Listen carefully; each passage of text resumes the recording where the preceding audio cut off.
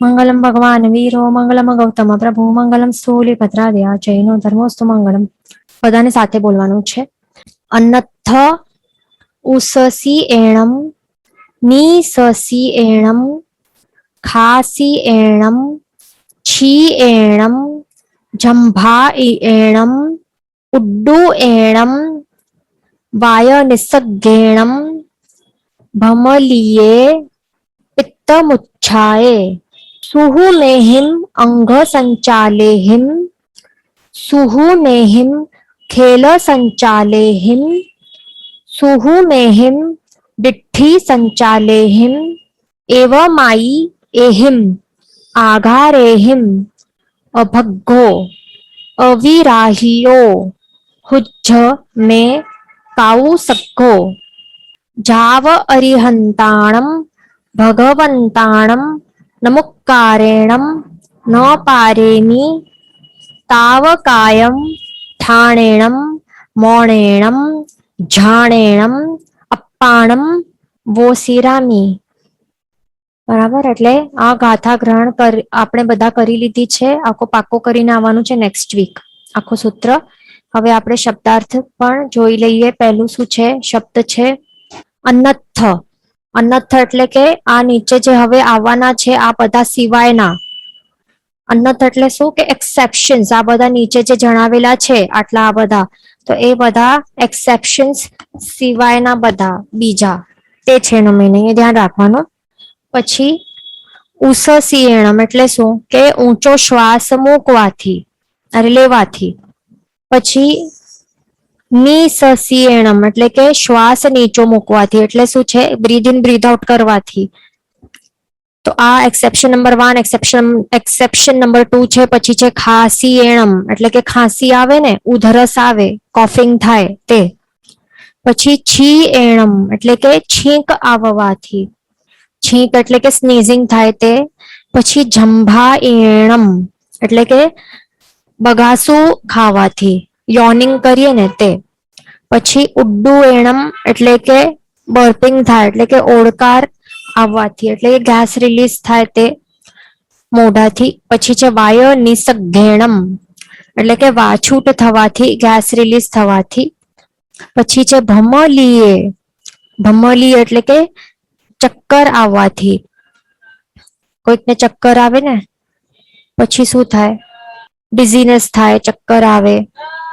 પછી પિત્ત મુચ્છાએ. પિત્ત એટલે કે એસિડિટી. કોઈકને હાઇપર એસિડિટી થાય ને એવા પ્રોબ્લેમ થાય તો કેટલાકને શું થાય ઉલટીઓ પણ આવે, કે કેટલાકને પછી મૂર્છિત થઈ જાય, બેસુધ થઈ જાય. તો એ પિત્તના પ્રકોપથી ક્યારેક શું થાય મૂર્છા કોઈને આવી જાય. પછી છે સુહુ મેહિમ અંગ સંચાલેહિમ. સુહુ મેહિમ એટલે કે સૂક્ષ્મ રીતે, અંગ સંચાલેહિમ એટલે કે અંગનું જે સંચાલન થાય છે, એટલે કે જે શરીર હાલ એટલે ઓટોમેટિકલી જે થાય છે involuntary movements of the body જે પણ થાય છે અંદરથી, જે પણ હાર્ટબીટ થાય છે, બ્લડ સર્ક્યુલેશન થાય છે, જે કંઈ થાય છે ઓટોમેટિકલી, મેટાબોલિઝમ, કેટાબોલિઝમ, એનાબોલિઝમ બધું.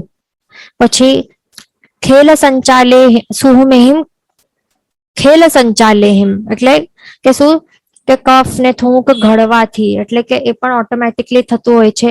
કફ અહીંયા ત્યાં હાલતો જાય છે અંદરના કેવિટીઝમાં કે ગળામાં, થ્રોટમાં તે. પછી સુહુમેહિમ દિઠ્ઠી સંચાલેહિમ એટલે કે દૃષ્ટિ ફેરવવાથી, એટલે કે આપણી જે દૃષ્ટિ છે તો એ શું થાય છે સ્થિર રહેતી નથી, થોડી થોડી સૂક્ષ્મ રીતે હલનચલન થાય જ છે, થયા જ કરે છે. વળી આઈલેશિસ છે, અરે આઈલિડ્સ છે તો આઈલિડ્સ પણ એ બ્લિંકિંગ તો થાય જ છે ઓટોમેટિકલી તે બધું. પછી એવમાઈ એહિમ એટલે કે એ વગેરે, કે આ બધા, એ વગેરે એટલે કે આ બધા અને એટસેટ્રા. આઘારેહિમ, આઘારેહિમ એટલે કે આઘારોથી એટલે કે એક્સેપ્શન્સ. બરાબર. એટલે અહીંયા શું બતાવ્યું છે કે આ સિવાય બીજે, તો આ નીચે આટલા આટલા આટલા જે જણાવ્યા છે. ઉસસીયણમ થી કરીને કેટલું છે દિઠ્ઠી સંચાલેહિમ સુધી કેટલું છે અન્નથ ઉસસ્યણમ થી કરીને દિઠ્ઠી સંચાલિમ આટલા શું બતાવ્યા છે અહીંયા એવો માહી એમ આઘારે હિમ અહીંયા ઇત્યાદિ જે આઘારો આ જે આઘારો બતાવ્યા છે એટલે આ એક્સેપ્શન્સ સિવાયના એટલે આ એક્સેપ્શન્સ જે છે ને તે બતાવ્યા છે એટલે આ શું છે એ ઓટોમેટિકલી થાય છે ને બ્રીથ ઇન બ્રીથ આઉટ ખાંસી બગાસા આ બધું એટલે આ બધું જો થાય તો એનાથી શું થાય આ આપણા હાથમાં નથી આ બધું ઇનવોલેન્ટરી છે ઓટોમેટિકલી બોડીમાં આ બધું સંચાલન થાય છે એ ધ્યાન રાખવાનું તો શું બતાવે છે કે અન્નથ એટલે કે શું આ સિવાયના એટલે આ જે બતાવ્યા છે એ છોડીને આ બધા એક્સેપ્શન્સ છે આ એક્સેપ્શન્સ છોડીને શું છે આગળ આ આઘારોને છોડીને શું છે અભગ્ગો એટલે કે ભાંગેલો નહીં તેવો એટલે કે ભંગ નહીં થાય એટલે આ બધું થાય થશે તો પછી આપણો કૌશક છે ભંગ થશે નહીં પણ આ છોડીને બીજું કઈ થશે આપણે બીજું કઈ શારીરિક મુવમેન્ટ્સ કરશું તો પછી આપણો કૌશક એ ભંગ થઈ જશે એ બતાવ્યું છે ધ્યાન રાખવાનું બરાબર પછી અવિરાહીઓ એટલે કે શું કે ન વિરાધેલો એટલે કે આપણો કૌશક એ એની એમાં વિરાધના નહીં થશે એટલે શું કે આ બધું જો થશે ને શ્વાસ કે ખાંસી બગાસા એ બધું થશે જે ઓટોમેટિકલી થાય છે તો આ બધું થશે તો શું થશે કે આપણો કૌશક એ ભાંગેલો નહીં કહેવાશે અને વિરાધનાનું પાપ પણ નહીં લાગશે બરાબર પછી છે હુજ્જ મેં એટલે કે મારો હોજો કૌશગો એટલે કે કાયોત્સર્ગ બરાબર એટલે આપણે જે કૌશક ધ્યાનમાં હવે એટલે આ શું છે અનર્થ સૂત્ર એમાં શું બતાવે છે કે ટર્મ્સ એન્ડ કન્ડિશન્સ અહીંયા નક્કી થાય છે કે કૌશક કેવો હોવું જોઈએ કેવી રીતે કરવાનું છે તે પછી સમય નક્કી કરે છે કે જાવ થી કરીને તાવ સુધી જાવ એટલે કે જ્યાં સુધી અરિહંતાણમ ભગવંતાણમ એટલે અરિહંત ભગવાનના નમુકારણમ એટલે કે નમસ્કાર વડે એટલે અરિયંત ભગવંતોને હું નમસ્કાર કરીને જ્યાં સુધી શું છે આગળ ન પારેમી એટલે પારીશ નહીં તાવ એટલે કે ત્યાં સુધી એટલે જ્યાં સુધી હું આ કૌશક છે એ નમો અરિહંતાણમ કહીને આ શબ્દો દ્વારા અરિયંત ભગવંતનો નમસ્કાર કર્યા વડે હું પારીશ નહીં ત્યાં સુધી કૌશક ત્યાં સુધી કહેવાશે કે હા કૌશક ચાલી રહ્યું છે પણ હવે કૌશક પારવા માટે શું કરવું પડશે નમો અરિહંતાણમ એવી રીતે કહેવું પડશે અને અરિયંત ભગવંતોને નમસ્કાર કરવું પડશે તો પછી કહેવાશે કે આપણે એટલે પારી લીધું છે અને ત્યાર સુધી શું જાઓ એટલે જ્યાં સુધી હું અરિયંત ભગવંતોને નમસ્કાર વડે હું આ કૌશક નહીં પારું ત્યાં સુધી શું છે ત્યાં સુધી કાયમ ઠાણેણમ મોણેણમ અહીંયા શું છે માણેણમ નથી એ ધ્યાન રાખવાનું અહીંયા કરેક્શન કરી લેવાનું તાવ કાયમ ઠાણેણમ મોણેણમ જાણેણમ અપ્પાણમ ઓસિરામી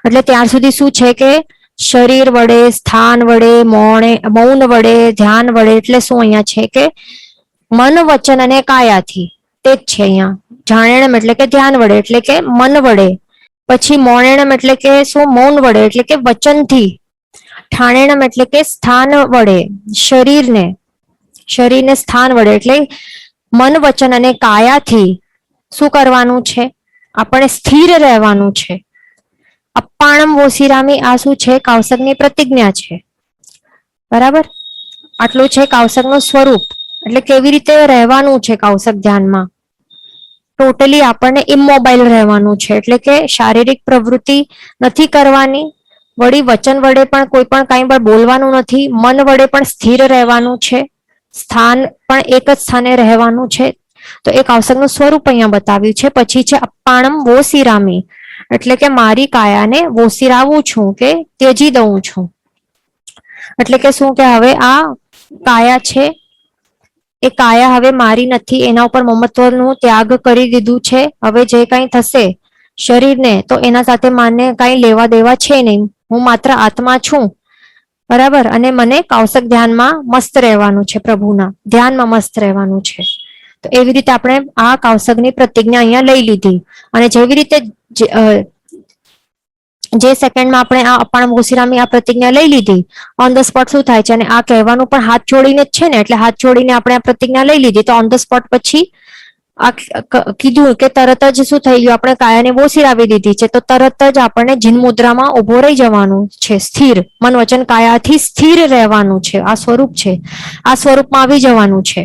ક્યાં સુધી? આ સમય બતાવી છે ક્યાર સુધી? પારસું નહીં ત્યાર સુધી, બરાબર. અને વળી આ બધું છે શું છે, આ બધા જે આધાર છે આ આધાર બતાવેલા છે, આ આધારો ને છોડીને બીજું કઈ થાય તો પછી સમજી લેવાનું કે કાવસક ભંગ થઈ ગયું, પછી પાછો ફરીથી કરવું પડે. એટલે કે આપણે કઈક વોલેન્ટરી મુવમેન્ટ કર્યા, જાણી જોઈને કઈક બોલ્યા, કર્યું કે મોઢું હલાવ્યું કે કંઈ પણ કર્યું, વોલેન્ટરી મુવમેન્ટ્સ કરી એટલે જાણી જોઈને પોતાની મરજીથી કઈ હલાવી બોડીને, તો પછી સમજી લેવાનું કે સ્થાનથી અહીંયા ત્યાં આપણે ગયા, થોડાક પણ ડામાડોલ થયા તો શું સમજવાનું, અહીંયા શું આપણે કન્ડિશન્સ, આપણે ટર્મ્સ એન્ડ કન્ડિશન્સ સેટ કરી છે કે આ સિવાય બીજું કઈ થશે ને તો કાવસક ભંગી એનો એ ભંગ થઈ જશે અને વિરાધનાનું પાપ લાગશે. પણ આ જો થશે આ જ વસ્તુઓ તો આપણો કાવસક છે ભાંગેલો નહીં થશે, એટલે ભાંગેલો નહીં કહેવાશે અને વિરાધનાનું પાપ પણ નહીં લાગશે. અહીંયા ક્વેશ્ચન છે કે કાવસક કરતી વખતે બીજા થોટ્સ આવે તો શું કરવું? તો યાદ રાખવાની કે આપણે જે સ્વરૂપ અહીંયા નક્કી કર્યું છે, પ્રતિજ્ઞા લીધી છે, તો એને યાદ રાખવાનું અને શું કરવાનું, એ થોટ્સને બ્લોક કરી દેવા on the spot, A stop કરી દેવા, બરાબર. અને શું કરવાનું, ડાયવર્ટ કરવાના, અને જે સામે આપણી નજર સમક્ષ પ્રભુ પ્રતિમા હોય કે ફોટો હોય અથવા તો આપણે મનમાં જે ઇમેજિન કરી રહ્યા છે, કલ્પના કરી રહ્યા છે, અથવા તો હૃદય કમળમાં આપણે જે નવકાર મહામંત્રનું જે કમળ એ આપણે એની કલ્પના કરીને આપણે જે નવકાર મંત્ર ગણી રહ્યા છીએ કે લોગસ ગણી રહ્યા છીએ, તો એવી રીતે ગણવાનું એ કલ્પના, એટલે ત્યાં પછી પાછો આવી જવાનું, માઇન્ડને શું કરવાનું, ડાયવર્ટ કરી નાખવાનું, એ ધ્યાન રાખવાનું, બરાબર. આટલું આપણું એ અહીંયા તો માત્ર શબ્દાર્થ, હજી વિશેષાત આપણે પછી જોશું જ્યારે સૂત્ર ઉપર આવશું. હમણાં શું કરવાનું છે, માત્ર ગાથા બાયાટ કરીને શબ્દાર્થ પાકા કરવાના છે. હવે આપણે આગળ વધશું આપણા ટોપિક ઉપર. Page number 11. એક ક્વેશ્ચન હતું કે એક શ્રાવિકાનું ક્વેશ્ચન હતું કે એમના શ્રાવક તપસ્યા નથી કરી શકતા તો શું તેમના ભવો વધી જશે? તપ નથી કરી શકતા તેઓ, એવી રીતે છે. તો અહીંયા શું ધ્યાન રાખવાનું કે તપ છે ને, તપના કેટલા પ્રકાર છે, માત્ર ઉપવાસ બ્યાસણું એકાસણું એ જ પ્રકાર નથી, એ બાહ્ય તપ છે, પણ અભ્યંતર તપ પણ હોય છે, એ ધ્યાન રાખવાનું, બરાબર. તપ કેટલા 12 પ્રકારના કયા છે, 6 અભ્યંતર 6 બાહ્ય. તો આ બાહ્ય તપ નથી ફાવતા, એ પણ ઉપવાસ જેટલું નથી ફાવતું, તો બીજા જે ઈઝી લાગે તે કરવાના. અને મેઇન તો બાહ્ય તપ શા માટે કરી રહ્યા છે, અભ્યંતર તપ સુધી પહોંચવા માટે આપણે કરી રહ્યા છે, એટલા માટે શું કરવાનું, અભ્યંતર તપ કરવાનો પ્રયત્ન કરવાનો. અને તપ એટલું ઇમ્પોર્ટન્ટ શા માટે છે, તપસ્યા અને આટલું ઇમ્પોર્ટન્સ એની શા માટે છે, કારણ કે તે કર્મ નિર્જરા કરાવે છે ને, કર્મ નિર્જરા કરાવે છે. જે જૂના રહેલા કર્મો છે તો એને શું કરાવે છે, એનું ક્ષય, એને બાળી નાખે છે. તપસ્યામાં આટલી તાકાત છે, બરાબર. આપણે શું જોયું, અકામ નિર્જરા કેટલી સ્લો હોય, પણ સકામ નિર્જરા કેવી હોય, અગ્નિ જેવી હોય. અગ્નિ એક વખત ક્યાંક લાગી જાય તો પછી કેટલી સ્પ્રેડ થતી જાય અને કેટલું બાળી નાખે. તો અગ્નિથી પણ વધારે તાકાત હોય છે સકામ નિર્જરા. સકામ નિર્જરા એટલે કે આવી રીતે આપણે મોક્ષની ઈચ્છાપૂર્વક તપસ્યા કરીએ ને, કર્મોની ક્ષય કરવાના ઈચ્છાથી, મોક્ષની પ્રાપ્તિની ઈચ્છાથી સકામ નિર્જરા કરીએ તો એમાં આવી આગ જેટલી તાકાત હોય કે ફટાફટ બાળી નાખે જૂના કર્મો, નવા કર્મોને પણ બાંધવા આપતો નથી. પણ હવે આપનું છે કે એ તપસ્યા નથી કરી શકતા, એ પ્રોબ્લેમ છે. તો શું, તો પણ હવે એ નથી કરી શકતા, કાંઈ વાંધો નથી, પણ બે વસ્તુઓ છે એકદમ, હવે એમાં ઓપ્શન જ નથી આપણા પાસે. એક તો છે નવકારશી અને બીજું શું છે, રાત્રિ ભોજન ત્યાગ એટલે કે ચોવિયાર. તો ચોવિયાર અને નવકારશી આ છે ને, આ આપણા માટે એકદમ કમ્પલસરી અને આવશ્યક, અતિ આવશ્યક છે, સમજી લેવાનું. એ કરવું જ પડશે, ઓપ્શન જ નથી આપણા પાસે. ઉપવાસ એકાસરા નહીં કરશું તો ચાલશે હજી, પણ આ બંને તો કેવા છે, કમ્પલસરી છે. આપણે નહીં કરશું ને ચોવિયાર નવકાશી તો શું થશે, સીધા નરક ગતિની પ્રાપ્તિ થઈ શકશે, ધ્યાન રાખવાનું. અથવા તો તિર્યંચમાં પણ ઘુવડ, કાગડા એવા ભવો મળી જશે પછી, એટલે ધ્યાન રાખવાનું. બીજું એ પણ ધ્યાન રાખવાનું કે 12 વ્રત ને 14 નિયમ સવાર સાંજે બધું લેવું જ જોઈએ અને એ લઈને વિરતિના ઘરમાં આવી જ જવાનું છે. આ ભાવમાં આ ભાવ વેસ્ટ કરશો તો પછી આવશે છઠ્ઠો આરો, પછી શું થશે વિચારી લેવાનું. બરાબર. લાસ્ટ જેનોલોજી 1 માં જોયું હતું કેવું છે સ્વરૂપ આનું. છઠ્ઠા આરા દુષમ દુષમ આરો કેવો છે જોયું હતું ને. એટલે દેશથી પણ આપણને પાપ કર્મોનું બંધ રોકાઈ જાય તો એવી જ પ્રયત્ન કરવાનું છે. તો એનાથી શું થશે? સદગતિની પ્રાપ્તિ થશે અને પરંપરાએ મોક્ષની પ્રાપ્તિ થશે. એ તો ફિક્સ જ થઈ જશે. એટલા માટે આપણા અચલ ગચ્છાધિપતિ શ્રીજી અને આપણા અચલ ગચ્છાધિપતિ શ્રી કલાપ્રભ સાગર સુરેશ્વરજી મહારાજ સાહેબ તેઓ શું કરાવવાના છે? 12 વ્રત બધાને આપવાના છે. નાણ મંડાવ ત્યાં નાણ મંડાવવાની છે અને ત્યાં આપણને શું બધું મળશે? 12 વ્રત, પછી કોઈકને સંપૂર્ણ બ્રહ્મચર્ય વ્રત પણ લેવું હોય અથવા તો પૂર્વ ભાવ જેટલા પણ આપણે એટલે જેટલા શરીરો કર્યા હશે ને, અનંત અનંત શરીરો કર્યા હશે અને તે શરીરો દ્વારા કેટલા એટલે હથિયાર પણ બનાવી. જો સમજો કે આપણે કોઈ ઝાડ હતા તો ઝાડ આપણું જે ઝાડનું જે શરીર આપણને મળ્યું હતું તો એના ઉપર આપણું મમત્વ ભાવ રહી ગયેલું હતું અને એ ઝાડનું જે લાકડું છે એમાંથી પછી વુડની એક્સ બનાવી હશે કોઈ કે, અથવા તો આપણે લોખંડ જેવું કંઈક મેટલ કે કંઈક એવું એનાથી પછી કોઈક એવા મિક્સર ગ્રાઇન્ડર કે બ્લેડ કે તલવાર કે ગન પિસ્તોલ કંઈક બનાવ્યું હશે. તો એ આપણા શરીરમાંથી જે પણ બનાવેલું હશે એ બધી વસ્તુઓ ઉપર જો આપણો મમત્વ ભાવ રહી ગયેલું હશે તો એ જે હથિયારો છે એનાથી જે પણ પાપ ને હિંસાના કાર્ય આ થઈ રહ્યા છે ને કતલખાનાઓમાં કે વોર ઝોન્સમાં આ વિશ્વમાં, તે બધું જ્યાર સુધી એ યુઝ થશે ને એ હિંસક આ હથિયારોના, ત્યાર સુધી આપણને પાપ લાગ્યા કરશે. તો રીઝન શું છે? કારણ કે આપણું એના ઉપર મમત્વ ભાવ હજી સુધી રહી ગયેલું છે. પહેલા હતું, અનાદિકાળથી આપણને મળેલા દરેક શરીરો ઉપર આપણું મમત્વ ભાવ રહેલું હતું. એના કારણે આપણને આજ સુધી ભયંકર પાપ કર્મોનું બંધ થતું જ રહેશે, આગળ પણ થશે. એટલા માટે શું કરવાનું છે? હમણાં આપણા અચલ ગચ્છાધિપતિ શ્રી શું કરવાના છે? માટુંગાનું સંઘ છે આપણા, તો ત્યાં એ બધું જે ભવો ભાવ જે આપણે શરીરો મળેલા હતા ને, પૂતગલો મળેલા હતા, તો એ બધું વોસીરાવાની ક્રિયા કરાવશે વિધિ સહિત. તો એ બહુ જ પ્રભાવિક છે અને એ કરવા જેવું જ છે. દર વર્ષે થાય તો દર વર્ષે કરવાનું. બરાબર. અને બીજું ત્યાં પણ છે આપણા પરમ પૂજ્ય આચાર્ય ભગવાન શ્રી મહોદય સાગર સુરેશ્વરજી મહારાજ સાહેબ પણ કરાવવાના છે. તો ત્યાં પણ આપ જઈ શકો છો. ચિંચબંદરમાં કરાવવાના છે, ભાત બજારની ત્યાં. એટલે બંને જગ્યાએ છે સન્ડેના દિવસે. બીજું જે પણ મોટી મોટી તપસ્યાઓ જેને સ્ટાર્ટ કરવાની છે એના માટે પણ નાણ મંડાવવાનું છે. વર્ષી તપ વિસ્થાનક, વર્ધમાન ઓળી, રોહિણી જે પણ તપો છે તો એ બધું તપ ઉચ્ચારણ વિધિ સહિત કરાવવાના છે. બીજું 12 વ્રત આપણે શ્રાવક તો બનવાનું જ છે. શ્રાવક અને શ્રાવિકા હમણાં તો આ ભાવમાં નહીં બનશું તો પછી ગયો આપણા આવતા ભાવો ગયા, એ સમજી જ લેવાનું. પછી તિર્યંશ નરક કે છઠ્ઠારામાં ધકેલાઈ જશું. પછી કોઈ નહીં આવશે ત્યાં. પછી મહારાજ સાહેબ નથી આવવાના ત્યાં, આપણા અચલ ગચ્છાધિપતિ કે કોઈ પણ આચાર્ય ભગવાન ત્યાં બચાવવાના નથી આવવાના. હમણાં આપણને બચાવવા માટે મળ્યા છે આપણને, તો આપણે હમણાં જો ઇગ્નોર કરશું ને તો સમજી લેવાનું કે પછી નહીં મળશે. એટલે આ બધા માટે કમ્પલસરી છે. પોતે આપને જવાનું છે પણ આપના જે પણ શ્રાવક શ્રાવિકાઓ છે, મોટા વડીલો છે, ઘરમાં બચ્ચાઓ છે, બધાને લઈ આવવાનું છે પરિવાર સહિત. એન્ડ જે પણ ફ્રેન્ડ સર્કલ જે પણ હોય બધાને લઈ આવવાનું છે. એકલા પોતે નથી આવી જવાનું. ભલે આપ 12 વ્રત નથી સ્વીકારી શકતા, આટલું આપ ફોરવી નથી શકતા સત્વ, નો પ્રોબ્લેમ. આપ 5 અણુવ્રત તો લઈ લો. 5 અણુવ્રત નહીં તો શિક્ષા વ્રત લઈ લો, સામયિક વ્રત લઈ લો, જે ફાવે લઈ લો, બહુ મજા આવશે. એ પણ નહીં થાય મિનિમમ 1 વ્રત તો લો, બહુ જ ઈઝી છે. તો આપ બધાને આવવાનું છે. આપણા ગુરુ ભગવાન તો ત્યાં આપને ગાઈડન્સ આપશે કેવી રીતે લેવાના, બધું સમજણ પૂર્વક. તો બધાની હાજરી કમ્પલસરી છે, ખાસ ધ્યાન રાખવાનું છે. તો આપણે આ સમજી લીધું. હવે બીજું ક્વેશ્ચન આગળ શું હતું કે અભવ્ય જીવ કેન નેવર ગો ટુ મોક્ષ. That means percentage of અભવ્ય જીવ in વ્યવહાર રાશિ keeps increasing.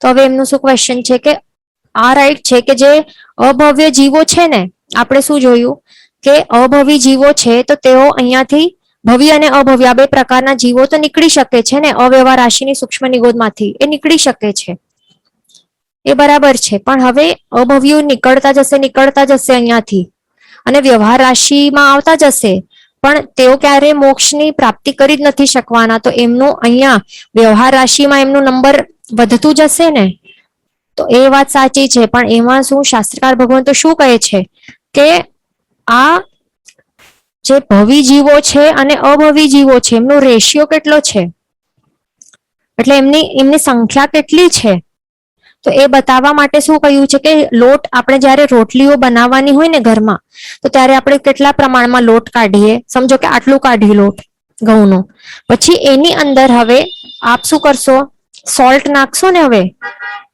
સોલ્ટ કેટલો નાખશો આપ, આટલું જ નાખશો ને, એટલે 1 ટેબલ સ્પૂન આટલું જ નાખશો ને, તો હવે આ સમજીને શું સમજવાનું છે કે આ જે લોટના જે આ પાર્ટિકલ્સ છે ને, એક કણિયા, તો એમ આ એક કણ જેટલા ટોટલ ભવી જીવો છે આખા સંપૂર્ણ વિશ્વમાં, આટલા ટોટલ સંખ્યા છે ભવી જીવોની, બરાબર, આ લોટના જે કણિયા છે એટલે સંખ્યા છે ભવી જીવોની, પણ આ સોલ્ટના પાર્ટિકલ્સ આપણે કેટલા લીધા, સોલ્ટ કેટલા પ્રમાણમાં નાખ્યું, બસ એટલા જ પ્રમાણના એના જે કેટલા કણિયા છે બસ આટલા જ પ્રમાણમાં અભવી જીવો રહેલા છે ટોટલ સંખ્યામાં સંપૂર્ણ વિશ્વમાં, એટલે કે વિચારો કે મેજોરિટી કેટલી છે અહીંયા ભવી જીવોની છે ને આ વિશ્વમાં, કેટલા પ્રમાણમાં કેટલા વધારે છે સંખ્યા, અને અભવી જીવોની સંખ્યા ઘણી જ નાની છે. એટલે હવે શું થાય છે કે જે ભવી અભવી જીવો જે નીકળે છે ને અવ્યવહાર રાશિની સૂક્ષ્મ નિગોદમાંથી, તો એ સમજવા કે વધારે મેજોરિટી તો ભવી જીવોની જ રહેવાની છે, અને જે અભવી જીવો છે તો ધીરે ધીરે એક એક કરીને એકદમ ઓછા જ છે તેઓ ટોટલ સંખ્યામાં, એટલે ઓછા છે અને ઓછા જ રહેવાના છે, એ ધ્યાન રાખવાનું. પછી બીજો એક ક્વેશ્ચન હતો કે સૂક્ષ્મ નિગોદ ક્યાં છે, તો સૂક્ષ્મ નિગોદ શું હોય, હવે સૂક્ષ્મ નિગોદ બે પ્રકારની છે, અવ્યવહાર રાશિની પણ હોય સૂક્ષ્મ નિગોદ, અને વ્યવહાર રાશિમાં આવેલા જીવો પણ જો સૂક્ષ્મ નિગોદમાં જાય તો એમને પણ વ્યવહાર રાશિના સૂક્ષ્મ નિગોદ જ કહેવાય, તો એ ઠાંસીને ભરેલા છે, બરાબર. એ સૂક્ષ્મ નિગોદના જીવો છે, હવે આ વિશ્વ છે તો એમાં બંને વ્યવહાર અને અવ્યવહાર રાશિના જે જીવો છે બંને સૂક્ષ્મ નિગોદના જીવો છે, તો ઠાંસીને ભરેલા છે, તે ધ્યાન રાખવાનું, પણ આપણને ખ્યાલ નથી આવતા કારણ કે 5 ઇન્દ્રિયો દ્વારા અદૃશ્ય છે, એ ધ્યાન રાખવાનું. પછી બીજો એક ક્વેશ્ચન હતો કે શું બધા જીવો વિચારતા હશે કે મારો નંબર લાગી જાય અવ્યવહાર રાશિમાંથી નીકળવા તો સારું એવું, તો હવે એ ધ્યાન રાખવાનું કે અવ્યવહાર રાશિની જે સૂક્ષ્મ નિગોદ છે ને અહીંયા, તો આ જીવો કેવા છે, અસંગની જીવો છે, ધ્યાન રાખવાનું, મન નથી એમના પાસે, અલ્પ વિકસિત મન છે, બરાબર, કેવા છે અસંગની છે, તો તેઓ કઈ હવે જે અલ્પ વિકસિત મન વાળા અસંગની જીવો હોય ને આવા સૂક્ષ્મ સાધારણ વનસ્પતિ કાયના જાત વાળા, તો તેઓ વિચારી નથી શકતા, પોતાના આત્મકલ્યાણ રિલેટેડ કોઈ પણ વસ્તુ વિચારી શકતા નથી, એ ધ્યાન રાખવાનું. માત્ર એમની શું થાય છે અહીંયા, માત્ર નદી ગોલ પાષાણનું ન્યાય જોયું ને, તો એ ન્યાયથી તેઓની શું થાય છે, અકામ નિર્જરા થતી જાય છે ધીરે ધીરે એકદમ સ્લોલી, અને જ્યારે પછી ભવિતવ્યતા જાગશે અને તો અને એ વખતે એક સિદ્ધ ભગવંતનો ઉપકાર પ્રાપ્ત થશે, બરાબર, તો ત્યારે પછી એક આવી રીતે નીકળી શકશે, પણ પોતાના આત્મકલ્યાણ માટે તેઓ કાંઈ વિચારી શકતા બિલકુલ નથી. પછી બીજું એક ક્વેશ્ચન હતું, આ ઇમ્પોર્ટન્ટ ક્વેશ્ચન છે કે આ નદી ગોલ પાષાણનું ન્યાય આપણે જોયું ને, તો શું તે માત્ર અવ્યવહાર રાશિના નિગોદના જીવો માટે જ છે, અને વ્યવહાર રાશિમાં કોઈ જીવ આવી જાય, નિગોદનું જીવ બની જાય, તો એમના માટે શું રેન્ડમ ભવિતવ્યતા જ કામમાં આવે છે નીકળવા માટે? તો હવે આ એકદમ ઇમ્પોર્ટન્ટ ક્વેશ્ચન છે, આ ધ્યાનમાં રાખવાનું છે, સમજવાનું છે કે જે આ નદીગોલ પાષાણ ન્યાય એટલે શું છે.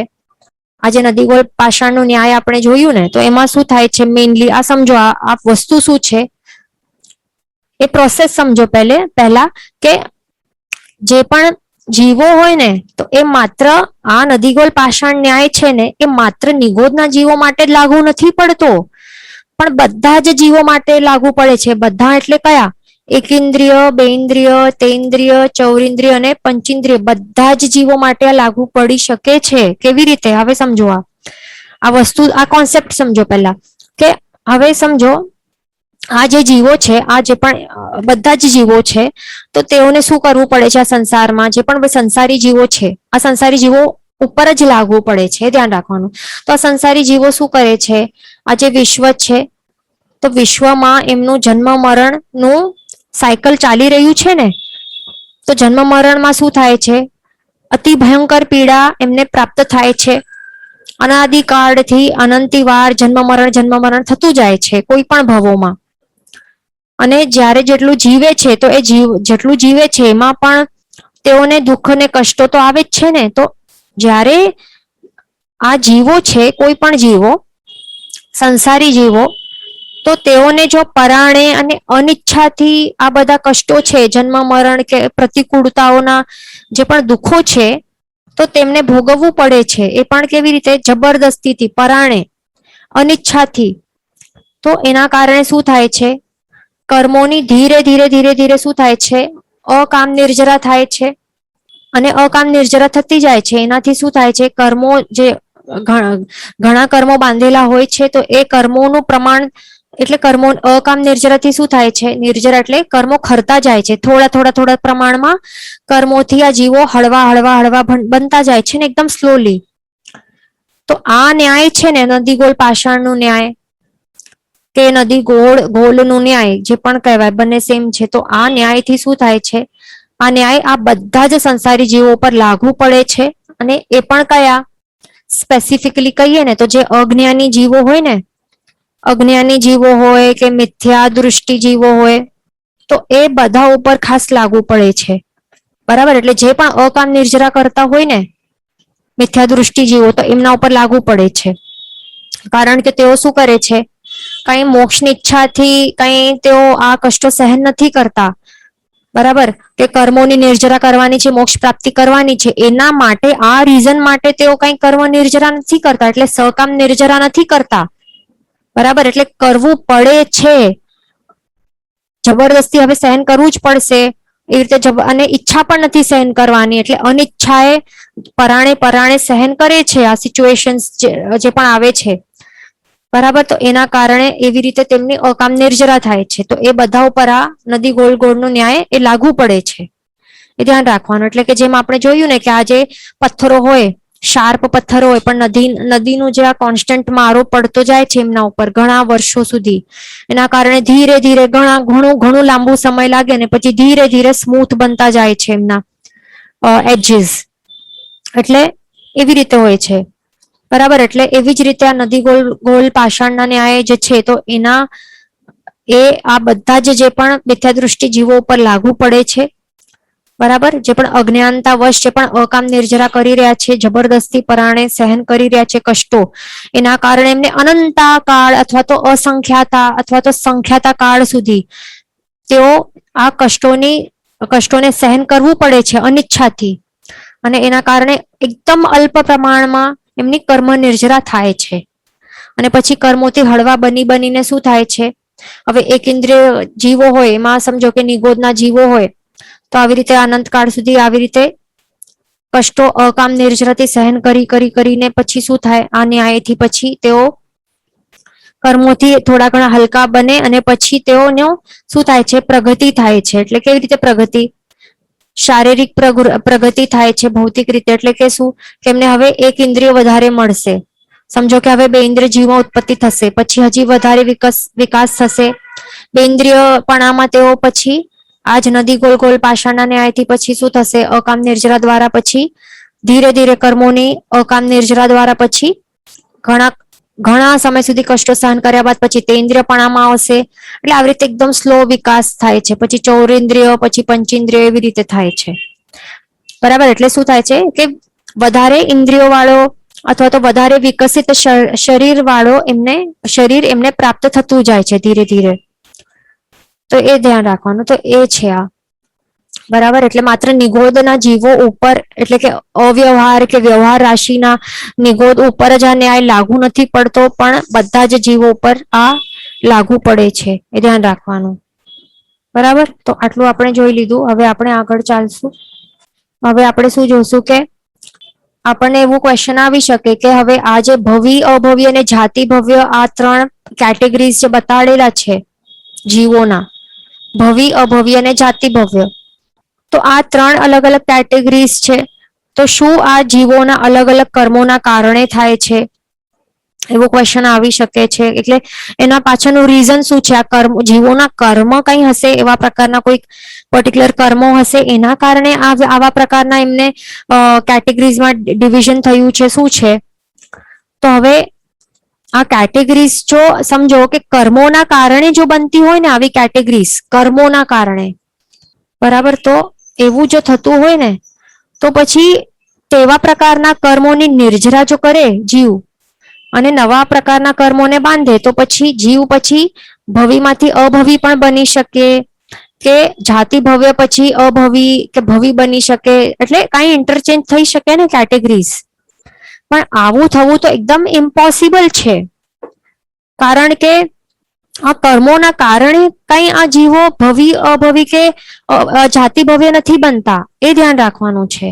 પણ જીવો પહેલાથી જ અનાદિકાળથી એકદમ સ્ટાર્ટિંગથી જ આ કેટેગરી વાળા જ રહેલા છે આ જીવો, એ ધ્યાનમાં રાખવાનું. એટલે કર્મ એ કારણ નથી, એ ધ્યાન રાખવાનું, બરાબર. અનાદિકાળથી અવ્યવહાર રાશિની જે સૂક્ષ્મ નિગોદમાં રહેલા જે પણ જીવો છે, તો ત્યારથી જ આ ત્રણ પ્રકારના પહેલાથી જ આવા કેટેગરીઝના રહેલા છે જીવો. એટલે કે કોઈ કર્મના કારણે કે કોઈ બીજા કોઈ ભગવાનના કારણે કે કોઈ પણ આવી રીતે કેટેગરાઇઝ નથી થયેલા, એ ધ્યાનમાં રાખવાનું. અને વળી એ પણ ધ્યાન રાખવાનું કે આ જીવોના હાથમાં પણ નથી રહેલું, પોતાના હાથમાં નથી રહેલું. જો પોતાના હાથમાં રહેલું હોય ને તો ભવીને પછી મન થાય કે નથી, હવે મને મોક્ષમાં નથી જવાનું, તો હવે તે અભવી બની જાય. એટલે પોતાના હાથમાં પણ નથી આ વસ્તુ, બરાબર, કે પોતે ફેરવી શકે એવું પણ નથી અહીંયા, બરાબર. કારણ કે એમનું શું છે કે એમને ક્યારે પણ બદલવાનું મન પણ ક્યારે પણ થઈ શકવાનું નથી. જે ભવી છે એ ફોરએવર ભવી રહેશે, જે અભવી છે ફોરએવર અભવી, અને જાતિ ભવે ફોરએવર એવું જ રહેશે, એ ધ્યાન રાખવાનું. તો એમાં કારણ શું છે, હવે એ રીઝન આપણે સમજવા પ્રયત્ન કરશું. આ બધા પાછળનું રીઝન શું છે? તો હવે શાસ્ત્રકાર ભગવાન તો શું કહે છે કે દરેક કાર્ય હોય ને, આ વિશ્વ છે ને, એમાં કોઈ પણ વસ્તુ થાય ને તો it doesn't happen without any reason. એટલે કે શું, કાંઈક રીઝન હોય, કોઈક રીઝનના કારણે જ કોઈ પણ વસ્તુ કાર્ય થઈ શકે છે. એટલે એક પણ વસ્તુ, એક પણ કાર્ય વિધાઉટ રીઝન થઈ જ શકતી નથી. બધા જ કાર્યોની પાછળ આ અહીંયા સ્ક્રીન ઉપર દેખાય છે 5 રીઝન્સ લખેલા છે, એમાંથી કોઈક વધારે અથવા તો 5 એટલે કોઈક ના કોઈકનો મુખ્ય રોલ હોય, કોઈકનું ગૌણ રોલ હોય એટલે સેકન્ડરી રોલ હોય, કોઈનો ટર્શિયરી રોલ હોય, ઓછો વધારે પ્રમાણમાં કોઈક ના કોઈક રોલ ભજવતા હોય છે. એટલે કારણ કોઈક વધારે પ્લે કરે, કોઈક ઓછું પ્લે કરે, એવું હોય છે રોલ્સ. તો પેલું છે નિયતિ, સ્વભાવ, કાલ, કર્મ અને પુરુષાર્થ. આ બધાને પાકો કરવાનું છે. તો આ 5 કારણો છે કે જેનાથી આ વિશ્વ છે ને એનું રનિંગ, સંચાલન વગેરે કાર્યો થાય છે. તો હવે આપણે જ્યારે આજે આ શું શીખ્યું આપણે કે અવ્યવહાર રાશિ જે છે, આપણે શું શીખ્યું કે અવ્યવહાર રાશિની સૂક્ષ્મ નિગોદ છે, તો એમાં 3 પ્રકારના જીવો રહેલા છે, ભવી, અભવ્ય અને જાતિ ભવ્ય. પણ હવે બહાર નીકળવાનું મેઇન રીઝન શું છે? અહીંયા કોઈકને હવે આ 3 પ્રકારના જીવો છે એમને બહાર નીકળવાનું છે, તો નદી ગોલ ગોળના ન્યાયથી અકામ નિર્જરા દ્વારા અકામ નિર્જરા કરવાના કારણે માત્ર ભવી અને અભવી આ બંને જ જીવો, આ બંને પ્રકારના જીવો બહાર નીકળી શકે છે ને, બરાબર. તો હવે આપણને એવું ક્વેશ્ચન આવ્યું હશે ને, આપમાંથી કોઈકને આવ્યું હશે ને કે આ જે નદી ગોલ પાષાણ કે નદી ગોલ ગોલનું જે ન્યાય છે, તો આ ન્યાય શું હવે આ જે જાતિ ભવ્ય જીવો છે તો એમના ઉપર કેમ લાગુ નથી પડતો, એવું ક્વેશ્ચન આવ્યું. આપણે શું જોયું કે આ અવ્યવહાર રાશિની સૂક્ષ્મ નિગોદમાંથી નીકળવા માટે શું કરવું પડે છે, પ્રોસેસ આપણે શું જોયું હતું, શું ભણ્યા આપણે કે નદી ગોલ પાષાણનું ન્યાય લાગુ પડે, બરાબર, એ કરવું પડે ને. અકામ નિર્જરા દ્વારા શું થાય, એટલે કે જે જીવો છે તો એમને કેટલા જન્મ મરણની ભયંકર પીડા, કષ્ટો ને કોન્સ્ટન્ટ જન્મ મરણના દુઃખો ભોગવતા જ રહેવું પડે છે ને. તો અહીંયા જાતિ ભવ્ય જીવોને પણ સેમ ભયંકર કષ્ટો રહેલું જ હોય છે ને અહીંયા. માત્ર શું ભવી અને અભવી જીવો થોડી આ નદી ગોલ પાષાણનું ન્યાય એમના ઉપર લાગે છે અને તેઓ જ માત્ર અકામ નિર્જરા કરે છે, શું જાતિ ભવ્ય જીવો કઈ અકામ નિર્જરા કરતા જ નથી એવું ક્વેશ્ચન આવતું હશે ને. આ જાતિ ભવ્ય જીવો પણ સેમ, એમને પણ સેમ કષ્ટો ભોગવવા પડે છે અનિચ્છાથી. તો બીજા ભવી અને અભવી જીવોની જેમ જ એમને પણ ભોગવવું પડે છે. તો આ જાતિ ભવ્ય જીવોની પણ તો અકામ નિર્જરા થઈ જ રહી છે ને અહીંયા નદી ગોલ ગોળના ન્યાયથી. તો પણ તેઓ બહાર કેમ નીકળી શકતા નથી એવું ક્વેશ્ચન આવતું હશે. તો એમનું આન્સર શું છે? એક જ આન્સર છે કે આ જાતિ ભવ્ય જીવોની જે ભવિતવ્યતા છે એટલે કે નિયતિ, તો એમની જાગતી જ નથી, એ રીઝન છે. બરાબર. એટલે આ ત્રણ મેન શું છે કે ત્રણેય પ્રકારના જીવો નદી ગોલ ગોલ નો ન્યાય ત્રણેય ઉપર લાગુ પડે છે. ત્રણેયની અકામ નિર્જરા થાય છે, ત્રણેયની થાય છે. પણ હવે ભવિતવ્યતા જેની જાગશે અને સિદ્ધ ભગવંતનો ઉપકાર રહેશે તે જ નીકળી શકશે ને. તો અહીંયા મેન શું છે કે જાતિ ભવ્ય કેમ નીકળી શકતા નથી બહાર? તો એનું શું રીઝન છે કે એમની નિયતિ જે છે એટલે કે ભવિતવ્યતા તે જાગતી નથી, એ ધ્યાન રાખવાનું. અને બીજા ભવિ અભવિને જાગે છે અને કોઈ સિદ્ધ બને છે એક જણ, તો ત્યારે એક જણ બહાર નીકળી શકે છે, વ્યવહારિક દુનિયામાં આવી શકે છે અને પછી એને પોતાના આત્મકલ્યાણ માટે અને મોક્ષની પ્રાપ્તિ માટે તેઓ એમને ચાન્સ પણ મળી શકે છે. બરાબર. તો આવી ઓપોર્ચ્યુનિટી, સેમ ઓપોર્ચ્યુનિટી આ જાતિ ભવ્ય જીવોને મળી જ શકતી નથી, કારણ કે એમની નિયતિ જે છે એ જાગતી નથી. એ ધ્યાન રાખવાનું, ક્યારે નથી જાગવાની, ભવિતવ્યતા ક્યારે પણ જાગવાનું નથી એમનું. પછી બીજું ઇમ્પોર્ટન્ટ ક્વેશ્ચન એ પણ થઈ શકે છે કે જે 5 કારણો છે, શું કારણો જોઈએ આપણે? નિયતિ, સ્વભાવ, કાલ, કર્મ અને પુરુષાર્થ. બરાબર. નિયતિનું હમણાં આપણે જોઈ લીધું કે નિયતિ જે છે એટલે કે ભવિતવ્યતા, એનું રોલ શું છે? જાતિ ભવ્ય જીવો છે એમને બહાર નીકળવા એ જાગતું નથી એટલે બહાર નીકળી નથી શકતા, પણ બીજા બેની એટલે ભવિ અને અભવિની નિયતિના કારણે તેઓ બહાર નીકળી શકે છે, એ જોયું. પણ હવે બીજું ક્વેશ્ચન આપણને થઈ શકે છે કે આ 5 કારણો છે તો એમાંથી કયો મેઇન રીઝન છે કે જેનાથી આ જે જીવો છે ભવિ અભવિ અને જાતિ ભવ્ય તે એવી રીતે પહેલાથી ડિવાઇડેડ છે? તો એના પાછળનું પણ રીઝન હોવું જોઈએ ને કે ભવિ અભવિ અને જાતિ ભવ્યના ડિવિઝન્સ કેમ અહીંયા આવી રીતે અલગ અલગ કેટેગરીઝ કેમ રહેલી છે? તો એમાં મેઇન અહીંયા 5 માંથી રીઝન શું છે? સ્વભાવ છે. શું છે? સ્વભાવ છે એમનો. એટલે જેવો પોતપોતાનો સ્વભાવ છે મૂળથી, તેવા તેવા કેટેગરીઝમાં તેઓ પોતાના સ્વભાવના કારણે જ તેઓ એવા રહેલા છે. એટલે ભવિ અભવ્ય અને જાતિ ભવ્ય પોતાના સ્વભાવના કારણ, એટલે મેન જાતિ ભવ્યને તો આપણે અહીંયા નિયતિનું જોઈ લીધું, પણ હવે ભવિ અને અભવિ જીવોની વાત કરીએ તો તેઓ ભવિ અને અભવિ પોતપોતાના સ્વભાવના કારણે તેઓ ભવિ કે અભવિ છે, એ ધ્યાન રાખવાનું. પણ એમાં કોઈ કર્મ રિસ્પોન્સિબલ નથી. બરાબર. બીજા અહીંયા રીઝન છે ને કે એક તો કાલ છે, તો કાળ પણ રિસ્પોન્સિબલ નથી, પોતાના કર્મો પણ રિસ્પોન્સિબલ નથી અને પુરુષાર્થ પણ નથી. કેટલો પણ પુરુષાર્થ કરશે કે કાંઈ કરશે, જે જેવું છે એવું જ રહેવાનું છે, કારણ કે એમનું સ્વભાવ જ છે. એટલે ભવિ અભવિ કેમ અભવિ ભવિ છે? કારણ કે તેઓનું સ્વભાવ જ એવું છે મૂળથી, તો એ ધ્યાન રાખવાનું. તો હવે આપણે એ જોયું કે જાતિ ભવ્ય જીવો એ નીકળી નથી શકતા, તો એમના પોતાના નિયતિના કારણે. બરાબર. એ આપણે ક્લિયર જોઈ લીધું. તો હવે આપણને એવું ક્વેશ્ચન થઈ શકે છે કે ભવિ અને અભવિ જીવો છે તો એમના માટે આપણને ક્વેશ્ચન થઈ શકે કે શું અભવિના આત્મિક ગુણો ભવિ જીવો કરતા કંઈક અલગ છે? એવું ક્વેશ્ચન આવી શકે ને. ક્વેશ્ચન શું છે કે અભવિના જે આત્મિક ગુણો છે તો શું તે ભવિ જીવો કરતા કંઈક અલગ છે? શું છે એમાં ડિફરન્સ શું છે? તો અહીંયા એ સમજવાનું છે કે બંનેના આત્મા જે છે ને, મૂળ આત્મા દ્રવ્ય એ કેવું છે? સરખું છે. બંનેના જે ભવિ અને અભવિ બંનેનું આત્મા કેવું છે? અનંત ગુણ સહિત જ છે, અનંત ગુણોનો ભંડાર છે, બંનેનું સેમ છે. પણ ડિફરન્સ શું છે? અહીંયા ડિફરન્સ ક્યાં આવે છે? ડિફરન્સ યોગ્યતામાં છે, પાત્રતામાં છે, ધ્યાન રાખવાનું. એ આપણે એક્ઝામ્પલથી સમજીશું કે કેવી રીતે ડિફરન્સ થાય છે બંનેમાં. બરાબર. તો અહીંયા આપણે શું દેખાય છે કે દૂધ છે અહીંયા, તો દૂધમાં યોગ્યતા રહેલી છે કે એમાં જો આપણે મેળવણ નાખશું તો એ પછી શું થશે? 4 પ્રહર રહીને પછી એ દહીંમાં પરિવર્તિત થઈ જશે સંપૂર્ણ રીતથી.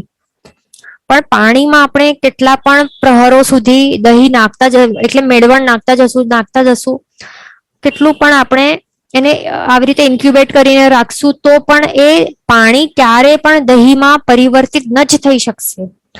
તો રીઝન શું છે કે કારણ કે પાણીમાં આવી દહીં બનવાની યોગ્યતા રહેલી જ નથી, પાત્રતા જ નથી એમાં. તો એવા જ હોય ભવી જીવો હોય ને તો એમને મેળવણ રૂપી જે જીનવાણી છે ને, જીનવાણી એ પણ પોતે સ્વયં તીર્થંકર ભગવંતના મુખે પણ મળશે ભવી જીવોને. તો તેઓ શું કરશે? એ મોક્ષની પ્રાપ્તિ કરી લેશે. પણ અભવી જીવોને કેટલું પણ સ્વયં પ્રભુના મુખથી પણ જીનવાણી સંભળાવવામાં આવશે છતાં પણ અભવી જીવો ક્યારે પણ મોક્ષ એમને મળી જ શકવાનું નથી, કારણ કે એમનામાં આ યોગ્યતા કે પાત્રતા જ રહેલી નથી.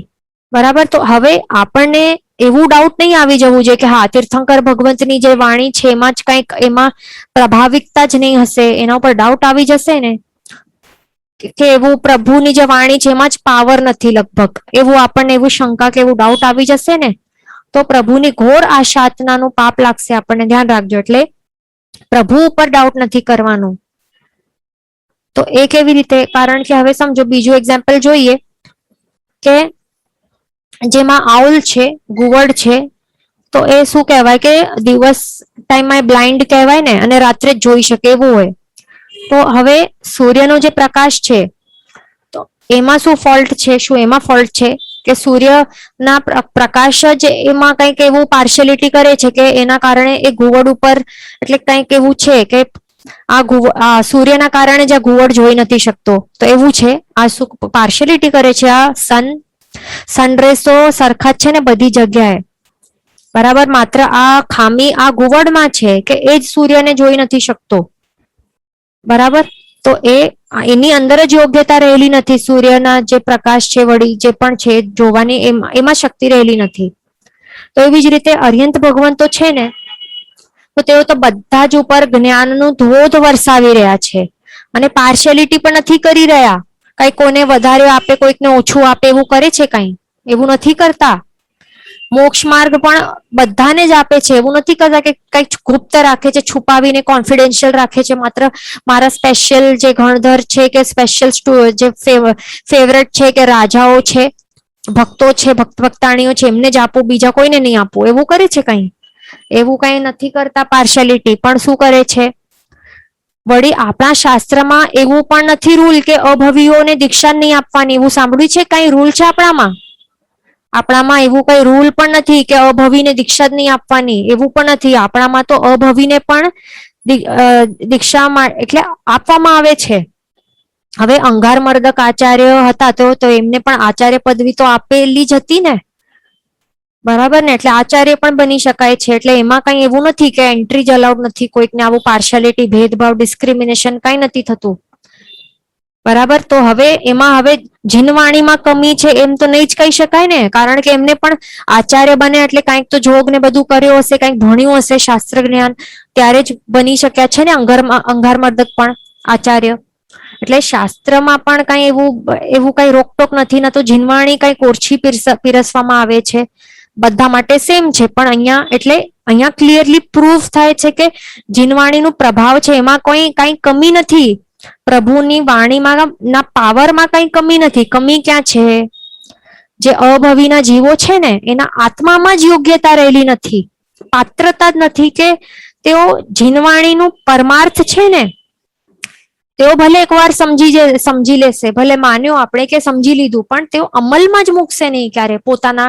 પોતાના પર્સનલ આત્મ કલ્યાણના માટે તેઓ જીનવાણીનું જે પરમાર્થ છે કે મોક્ષ માર્ગ છે ને તે પોતાના આત્માના કલ્યાણ માટે અમલમાં મૂકશે નહીં, ક્યારે પણ નહીં મૂકશે. ભલે તેઓ આ શીખવાડશે બીજાને, બરાબર.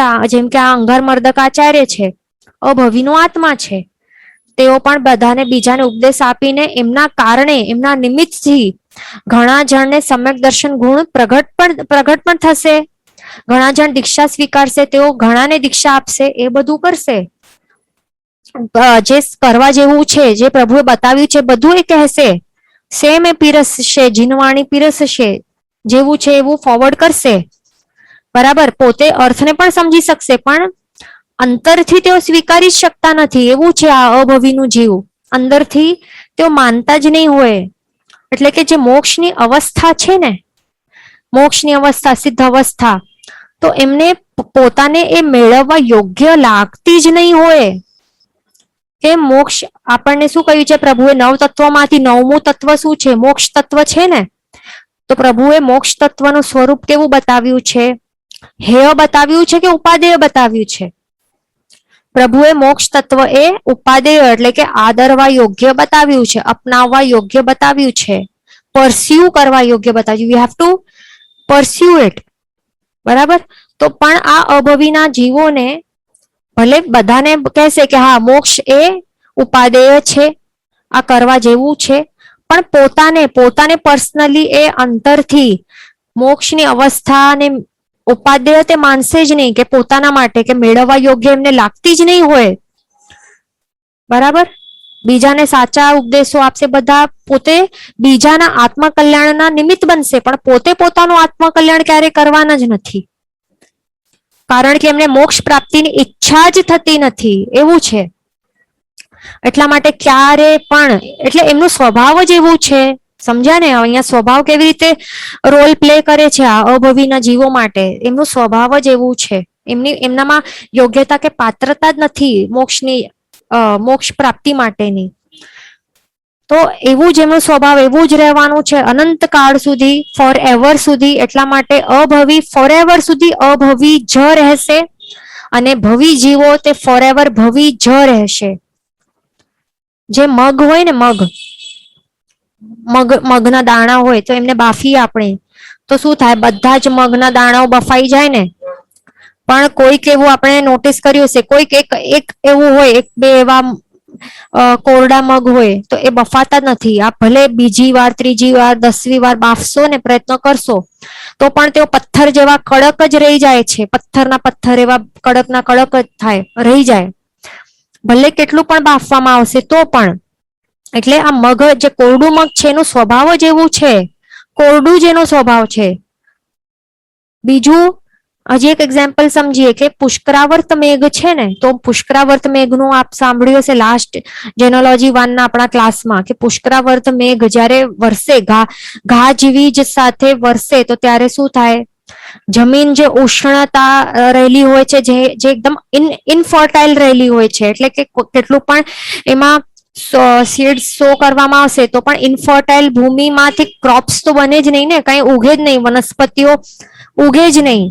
તો એવી ઇનફર્ટાઇલ ભૂમિને પણ જો પુષ્કરાવર્ત મેઘ આ વરસે ને, એક વખત જ વરસે, તો એમાં ફર્ટિલિટી આવી જાય અને બધી જ જગ્યા લીલીછમ બની જાય. પણ માત્ર જે આવું એક પથ્થર હોય ને, મક્ષેલીયો પથ્થર જેવું હોય, એક આવું પથ્થર હોય કે પુષ્કરાવર્ત મેઘ એટલું વરસે ને તો પણ એ ભીંજાતું પણ નથી, એવું આ એક પથ્થર હોય છે એવું.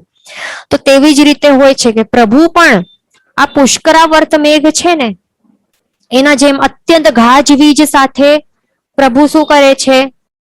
પ્રભુ પોતાની મધુર જીનવાણી, મોક્ષ માર્ગ વગેરે પુષ્કરાવર્ત મેઘની જેમ ગાજવીજ સાથે બધા જ જીવો ઉપર, એ પણ પાર્શિયાલિટી કર્યા વિના, બધા ભવી અભવી જીવો પર સરખી વરસાવે છે. અને ઘણા બધા જીવો એમાં ભીંજાઈને તેઓ શું કરે છે? આત્મકલ્યાણ કરી લે છે, મોક્ષ પ્રાપ્તિ કરી લે છે ભવી જીવો. છતાં પણ અભવી જીવો એવા હોય કે તેમને કેટલું સમવસરણમાં પણ એન્ટ્રી કરવા મળે છે, એમને બિલકુલ રોકટોક નથી અભવીના જીવો માટે. વિચારો, આટલું છે આપણું જીન શાસન આવું છે કે અભવી જીવોને સમવસરણમાં પણ પ્રભુની વાણી સાંભળવા માટે પણ બેસવા ત્યાં મળે છે, અલાઉડ છે. છતાં પણ, અને બધું જ પ્રભુ ત્યાં વરસાવે છે એમના ઉપર પણ. પુષ્કરાવર્ત મેઘની વાણી, જીનવાણી એમના ઉપર પણ વરસાવે છે. તેઓ બધું અભવી સાંભળતા હોય છે. છતાં પણ જે મક્ષેલીયો પથ્થર હોય ને, એની જેમ જ તેઓ પ્રભુની આવી જે કરુણામય જે જીનવાણીનું ધોધ છે ને, એનાથી પણ તેઓ બિલકુલ પણ એમનું આત્મા એ ભીંજાઈ જ શકતો નથી, એવું હોય છે. આ વિચારો હવે. એટલે આવા યોગ્યતા વગરના કોરા પથ્થર જેવા આ અભવી જીવોનો સ્વભાવ હોય છે. ભીંજાતો જ નથી એમનું. શું કરવાનું? પ્રભુ શું કરે પછી? માટે તેમને આ અભવી જીવોને ક્યારે પણ મોક્ષની ઈચ્છા જ થાય નહીં. અને કેટલી પણ એમને આવી રીતે જીનવાણી મળે કે દીક્ષા પણ આપવામાં આવે, આચાર્યની પદવી આપવામાં આવે, કાંઈ પણ આપશો, 9.5 પૂર્વનું જ્ઞાન પણ આપી દેશો. કેટલું 9.5 પૂર્વ, હમણાં આપણને એક પૂર્વ પણ નથી આવડતું, પણ અભવી જીવોને પણ ત્યાં પણ ડિસ્ક્રિમિનેશન કે પાર્શિયાલિટી કરવામાં આવતી નથી. 9.5 પૂર્વનું જ્ઞાન એમને પણ આપવામાં આવે છે, આપી શકાય છે. છતાં પણ વિચારો, આટલી સામગ્રી મળે, આટલી અનુકૂળતા મળે, સ્વયં પ્રભુ પણ આવી રીતે જીનવાણી પીરસશે, મોક્ષ માર્ગ આપશે એમને સમવસરણમાં, છતાં પણ અભવીના સ્વભાવ જેવું છે ને, યોગ્યતા જ નથી. એના કારણે આ અભવી ક્યારે પણ મોક્ષની પ્રાપ્તિ કરી જ શકવાના નથી. કારણ કે એમને મોક્ષ જે તત્વ છે એ ઉપાદેય લાગતું જ નથી. એ હેય લાગે છે, ત્યાગવા યોગ્ય લાગે છે, આ આદરવા યોગ્ય લાગતું જ નથી પોતાના માટે. એ ધ્યાન રાખવાનું. તો આપણે આ સમજી લીધું, બરાબર. તો અહીંયા આપણે શું જોયું, જે 5 કારણો છે એમાં અહીંયા આપણે સૌથી પહેલા નિયતિનું રોલ જોયું, કેવી રીતે નિયતિ રોલ પ્લે કરે છે. પછી હમણાં આપણે સ્વભાવ સમજ્યું. પછી કાળ કર્મ પુરુષાર્થ નેક્સ્ટ ક્લાસમાં જોશું. અહીંયા ક્વેશ્ચન જોઈ લઈએ. એક ક્વેશ્ચન છે કે R V અભવી even after anant life, after meeting tirthankara Bhagwant many times, still we are not able to achieve મોક્ષ.